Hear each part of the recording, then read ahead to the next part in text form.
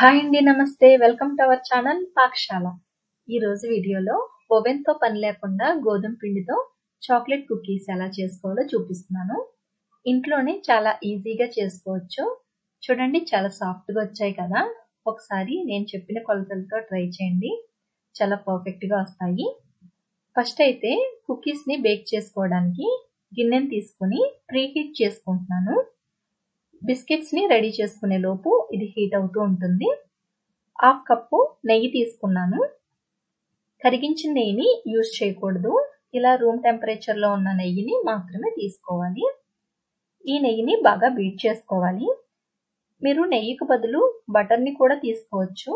Butter తీసుకునేటట్లయితే 100 grams butter ని తీసుకోవాలి. అది కూడా రూమ్ టెంపరేచర్ లో ఉండే బటర్ ని మాత్రమే తీసుకోవాలి.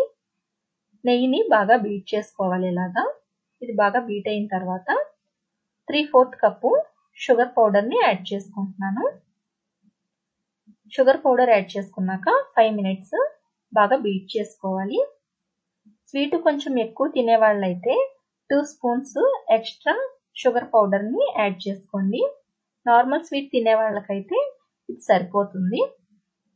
చూడండి, దీని టెక్స్చర్ వచ్చేసరికి ఇలా ఫ్లఫీగా క్రీమీ టెక్స్చర్ వచ్చేంత వరకు బీట్ చేసుకోవాలి.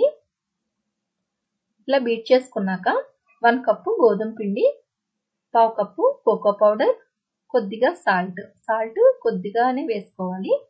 1 స్పూన్ బొంబాయి రవ్వ, 1/2 టీ స్పూన్ ఇలాచీ powder, 1/2 teaspoon baking soda వేసుకుని కలుపుకోవాలి. ఇలా కలుపుకున్నాక చేత్తో చపాతీ పిండిలాగా కలుపుకోవాలి.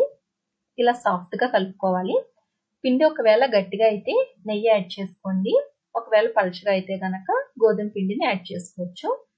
ఇలా కొద్దిగా పిండిని తీసుకుని రౌండ్ బాల్ గా చేసుకుని లైట్ గా ప్రెస్ చేసుకోవాలి. ఇలా మందంగానే చేసుకుని ప్లేట్కి మొత్తం నెయ్యి రాసుకుని ఆ ప్లేట్ లో ఈ బిస్కెట్స్ ని పెట్టుకోవాలి.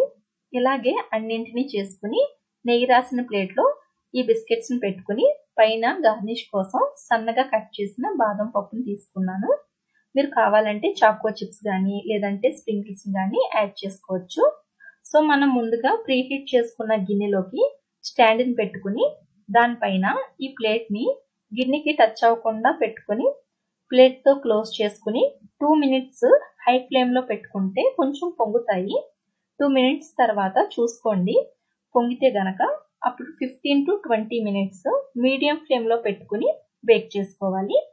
మధ్య మధ్యలో చూసుకుంటూ బేక్ చేసుకోండి. స్టవ్ ఫ్లేమ్ ఎక్కువగా వస్తే మాడిపోయే ఛాన్స్ ఉంటుంది. సో చూసుకుంటూ బేక్ చేసుకోవాలి. నాకైతే 20 మినిట్స్ టైం పట్టింది బేక్ అవడానికి. 2 స్టవ్ల మీద పెట్టుకుంటే బిస్కెట్స్ త్వరగా రెడీ అయిపోతాయి. సో ఇవి పూర్తిగా చల్లారిన తర్వాత ఇలా చాకుతో కదిపితే ఈజీగా డిమోల్డ్ అయిపోతాయి.